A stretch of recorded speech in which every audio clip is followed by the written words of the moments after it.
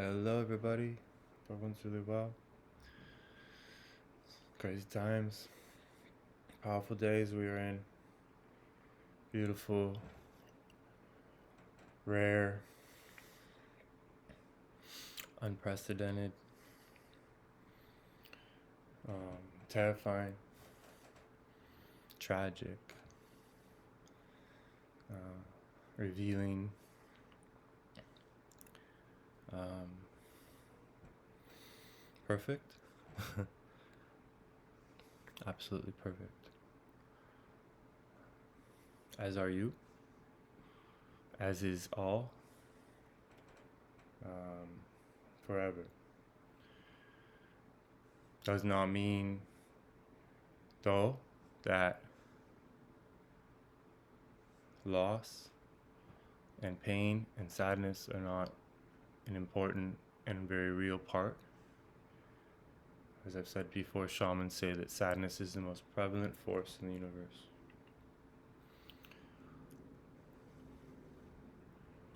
And you want to know this force, you want to allow it into your being.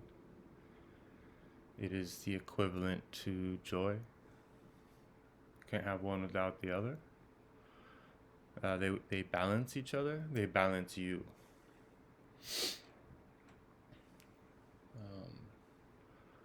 A lot of out of balance people that are claiming to be very balanced people. So, but that shouldn't bother you because there's nobody to follow in this world. There's nobody that you need to impress or get validation from. At least you won't, because someday you'll get it from the mother and from the father, your real parents. Your blood parents are more like your brother and sister in that they too are children of the mother and father. So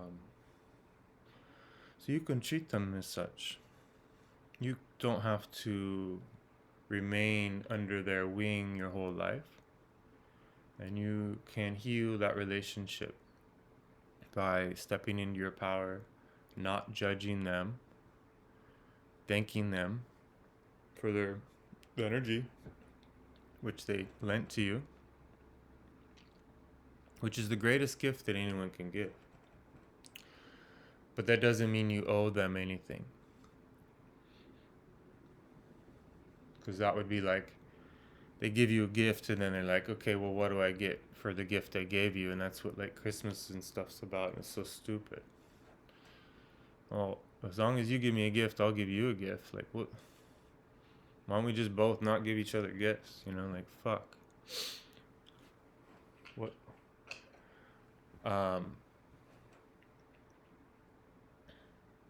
No, it's all. I'm just kidding. It is what it is. Native Americans have what they call a giveaway, and whenever someone comes into your life, when they leave, you give something of yours to them, and they give something of yours to them. And I lived in a Native American large commune cult like situation, so I had nothing to give anymore. We were just constantly giving away everything, but you get things in return. But they're usually like people are giving you a rock, and you're giving away your like best clothes because I don't know. So you end up with it's a funny world, and its traditions are pretty silly and unnecessary, and they're heavy, based on trying to be something that we're not. But in the appropriate setting and for certain people and certain ways of life, it's very powerful. So it's all perspective. A lot of people that are teaching these old sorcerer techniques are avoiding the shadow work, and they're obsessed. They're obsessed with the door they've opened, and they're paranoid about. Well, I don't know. It's hard to explain what happens, and I don't want to scare anybody or anything. It's not a big deal, and it's easy to avoid. But it's also a really powerful place to go and learn. So I'm not suggesting people avoid anything, actually. I learned so much from my shadow teachers, who were all very out of balance people. And I'm glad that I spent all those years training. But at the same time, um,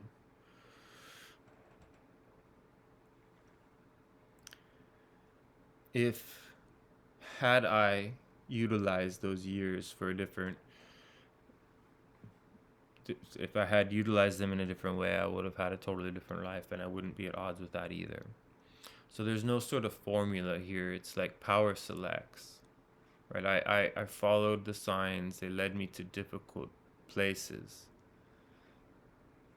only for me to have to realize that I needed to get myself out. Like, they were tests. They were tests of your heart. I had been given an opportunity and asked to do something that was really intense. And I had to literally go against so much pressure to turn it down. And I had to find my heart in order to get the answer, because the signs and omens and everything was saying to do it, because all those signs and omens were coming from this powerful Indian that was trying to get me to do it. So that's a fucking whole trip in itself. And once you understand the world of power, you realize, oh, like, there's no fairy tale here. That doesn't mean, though, that one needs to learn or get into the world of power in order to have self-love and to heal and to light up all your gates, your energy gates, and heal your amygdala and have access to the Akashic records. Like, your assemblage point's going to move. You're going to have a beautiful experience if you just purify. You don't need to go study with powerful shamans. That's what's so cool. But I needed to, because I'm going to be helping people to avoid people like that, because I gained the things that was needed from that, so that I could, it's just all sort of like, yeah, just these are assignments, tasks that we're given. And there's going to be more of this, right? It's going to be a lot of false prophets. There's going to be a lot of really powerful people are going to be attracting the masses, and there's going to be big groups. It's already happening, and it'll be interesting to see. It's part of the story, part of the timelines. Having very strange things happen in my life that are helping me to see that things are, although they're cyclical, there's a rewind button, and things can do this, and it's cool. I mean, I don't claim to understand any of that shit. It's so intense. But Don Juan used to make Carlos watch the same leaf break off the same tree and fall in the same way over and over. And that's just, I've never had somebody be able to affect me to that degree that I've been able to have that kind of experience. I've had experiences similar on my own with psychedelics in the mountains. I've had things even more powerful than that verified to me, but I would sure like that simple lesson to happen. It's such a profound understanding. I've had a teacher show me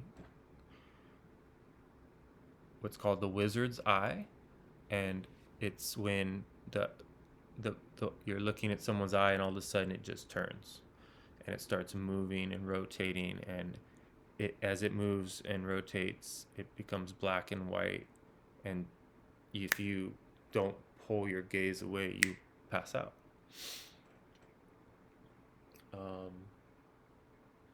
And when somebody can do that, you feel pretty helpless in their presence, especially if they're your teacher already and stuff. And that's what happened to me. And it destabilized me even further than I was already destabilized. I didn't pass out. I pulled my gaze away. Um, the old sorcerer techniques lead quickly to such to being able to do such things. Hypnosis of that nature, being able to move and do dreaming on a profound level and hang out in other layers of the onion all the time. And I'm not afraid, and I do enjoy and spend a lot of time in some pretty incredible places as well. So it's not like I don't understand. It's very much how you take care of yourself is to learn how to shut this world down and spend time in places that are a lot more sustainable. So the old sorcerers understood that.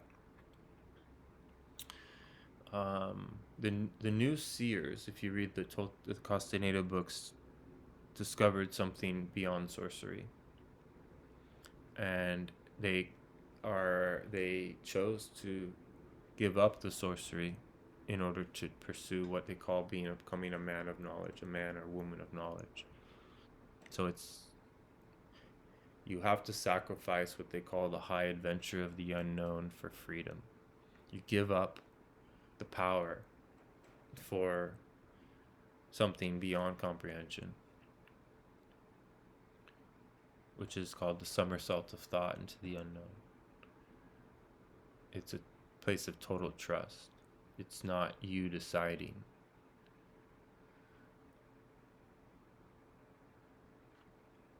It's a form of surrender and acquiescence that's incomprehensible, but it also means that you have such powerful boundaries that you also are the one that determines where you go, because your intent is so pure.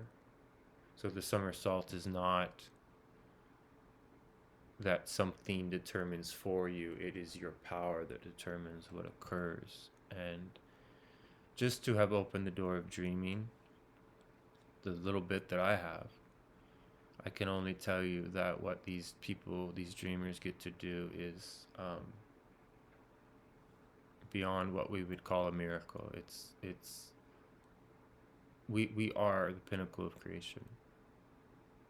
We are the creator force itself. And these people discover that. Now, what I'm talking about is so fucking rare and so unlikely for even me, who's been doing this my whole life, to be able to achieve. It's sort of the impossible dream. But there is nothing else to do but pursue the impossible. Truly, once you understand, everything else is a distraction. Now that doesn't mean you should hurt your nervous system doing to pursue it, heal your nervous system to pursue the impossible dream. Right? That's different. Heal so that you can laugh at it all and transcend it all. It's not done by facing your physical fears. It's done by, that helps.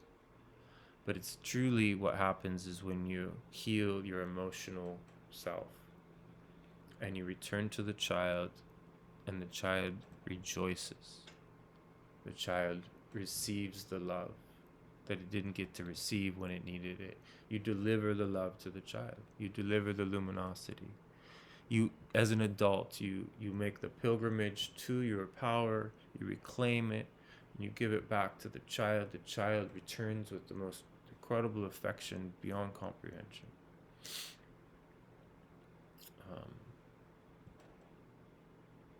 So the recapitulation itself is all that anyone needs to be able to do. As I've said before, it's hard to recapitulate. That's where the shamanic movement comes in.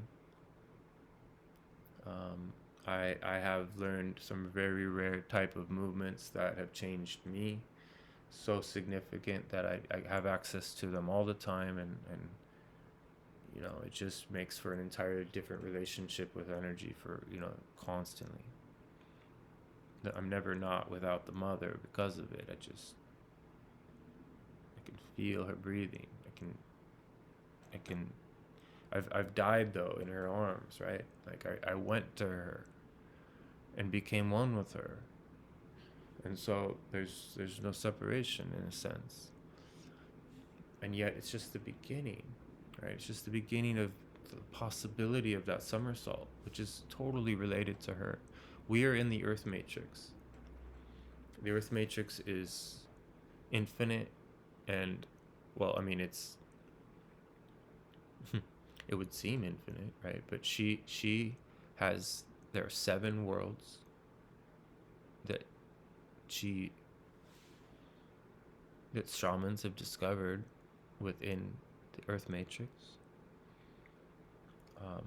And within those worlds, each world has its own interdimensional realities. And this world is not the only world that they discover. There are entire other realities separate from this one. And you can go there through the portal of dreaming if you learn how to face the inorganic world and not become seduced and confused and lost in what it offers you. And yet you have to get past it. You have to utilize what they offer in a sense. And so it's a tricky thing. And after all that, if a dreamer were to reach another reality like my elder did, it doesn't take away from their humanness or their stupidity or their addictions. Like old sorcerers could maintain their addictions and still utilize power because they made the inorganics do the work for them. And that's what my elder did. He was born with an inorganic helper, and therefore he was able to do things that other shamans couldn't do at a very young age. His grandfather took him away from his mother and took him amongst what we call the were-beings, werewolves, shapeshifters, brujos, beings that spend most of their time in animal form, Native Americans that are no longer human. Don Juan said, if you've ever truly feeling fear deep down in your bones and you don't know what it is the presence of a female sorcerer in her full power somewhere nearby, or something like that. Women are terrifyingly powerful when they access their full power. Native American women that have done the work, that have done the training, exist. And they can look whatever age they want. Mexico is filled with power. Mexico is a place filled with brujos and shamans. And they're not, for the majority of them, are not people you want to meet. And yet, they're the only people that are alive. Everyone else is not, truly, because this is a world of power and we've been kept from it. And so the pull to want to learn from these people is difficult to not pursue. And so, luckily, we're in an unprecedented time where shamanic knowledge will be needed in order to survive. And so all those people that are heart-based and are not seeking power will be able to access power without getting obsessed and lost, and we will return to the ecstatic states of connection with the Earth Mother. Instead of being bystanders, we will be players. Life is the arena, and death is the force. So allow yourself to realize that you're going to die, and allow your mortality to change you. Choose what you do with your day based on the fact that you're not going to be here forever, and maybe not for long. Time is not based on the linear lie that we've been given. It's based on intensity, and I implore you to develop that intensity within your being so that you can access the sadness and joy that will transcend you, liberate you from your chains so that you know your chains. The sober ones learn about their chains before they try to take them off, right? They're patient. They don't just rip their chains off and run and get slaughtered. They realize, wow, I'm in a predicament. If I take these chains off now, you know, um, I'm not prepared. And so you're strategic and you hone the dreaming attention necessary in order to transcend those chains when you're ready, so that you can slip off into the night unnoticed, like the shamans did when the Spanish conquistadors came, when the sorcerers of Europe came to take out the sorcerers of this continent. They didn't find them. They couldn't find them because they knew how to hide. And they weren't tyrants. They had transcended tyranny, and the sorcerers of Europe had not. This is a spiritual war we're in. It's real. There's still circles of sorcerers from this continent that are fully functional and aware. And everything's about to change, you guys. It's going to get really different. People are waking up. And, but that doesn't matter. Even if they didn't, you are. I am. And the majority of people serve as a buffer so that we can utilize the energy gates and become aware of what we are. You know, the Castaneda stuff's amazing, but it just created a bunch of people who became obsessed with Carlos Castaneda. And then when he died, everybody gave up. And that's just the nature of things. So, but even though prior to that, I mean, in their obsession, they left, they missed out, as did I. I was living for the future, trying to do something for the future rather than living in the present. And that's what tends to happen is you push everything aside and you miss out, you know, and I'm still caught in that. I still struggle. So it's just being able to admit that it's just a tricky thing, right? Like some people are caught in the past, some people are caught in the future. Nobody's caught in the present. To be totally present is pretty rare. That means you're thoughtless, right? Because you're only either thinking, your thoughts are tied to the linear. But when you're non-linear, it's because you've transcended thought.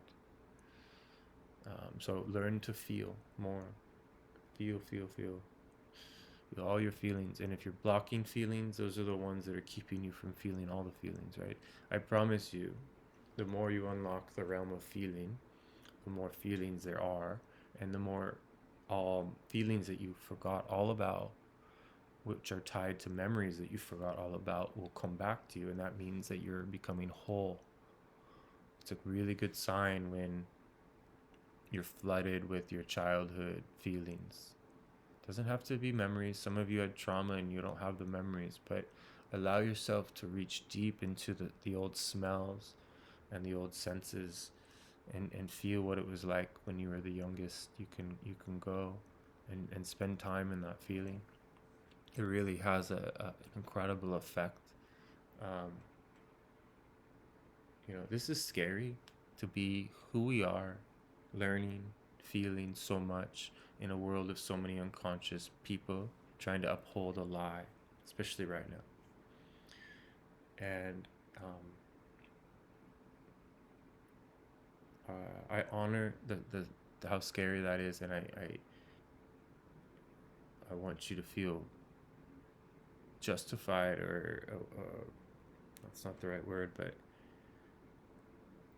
it takes a lot of courage to not bury your head in the sand. And it it's good to be scared. Now, more importantly though, is you heal your nervous system. So what I want for you is to be scared enough to do the work that will heal your nervous system, right? You kind of need to be jolted. Poetry jolts you. Um, write poetry. Spend time really feeling feelings until you can express them in some form. It's just, and save it for yourself, like just for you. I mean, you can share it once you're free and you don't care anymore, but some of them you should keep for you as like a means to jolt your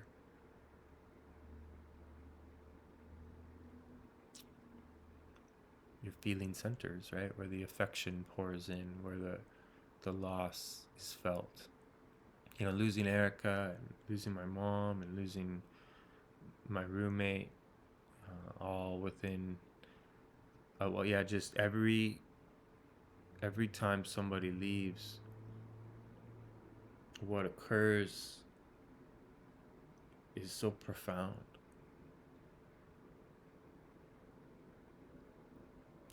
And it opens you up. It opens you up in only the way that can. And when you can allow those that have left to affect how you spend your time, right? So that, like, I really connected with all three of these people that left, and because of that, it's kind of like I left, and therefore I'm not afraid to be here or to leave. I look at it as like I kind of got left behind sometimes, and yet I'm just as thankful to be left behind because I get to honor them.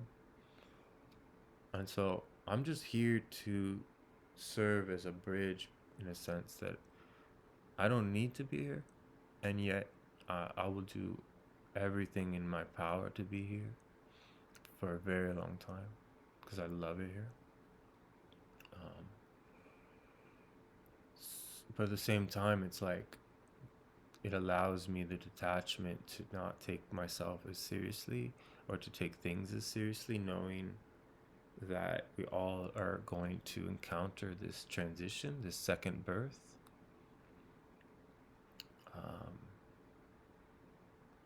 The first death, and there's a second death, spirits of trauma that you face after you die.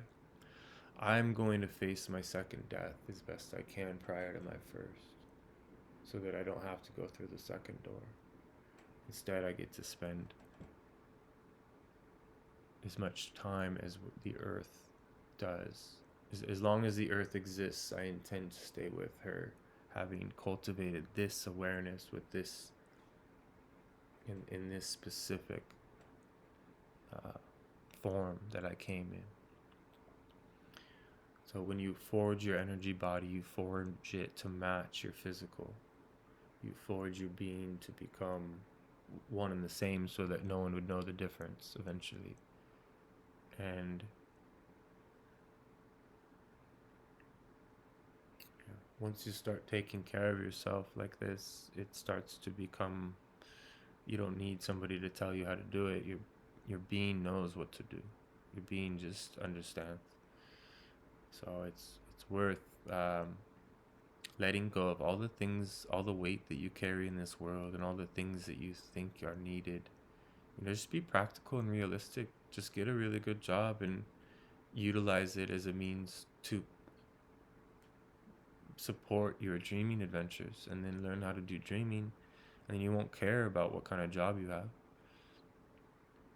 or whatever. I mean, whatever it takes. I had to quit jobs in order to heal because they weren't right for me, and I had to find ones that would allow me to be who I truly am. And And then I chose jobs that were so challenging that by facing them, I became a warrior, like, so it's just the universe has all these different adventures for you to go and discover. There's not a specific formula because, you're unique. So find your blueprint, find out where your wounds are. That's where your gold is. Heal your wounds, transcend your being in that respect, and then the doors of the world will magically cater to your new story. The phone will ring, things will happen, someone will invite you into some new stage of life. As you raise your vibration, you will magnetically end up being around others that are raising theirs. And then the things that seemed so scary and difficult in the past, they will become like, oh, it was never anything at all. Thank you guys. I gotta go. Take care.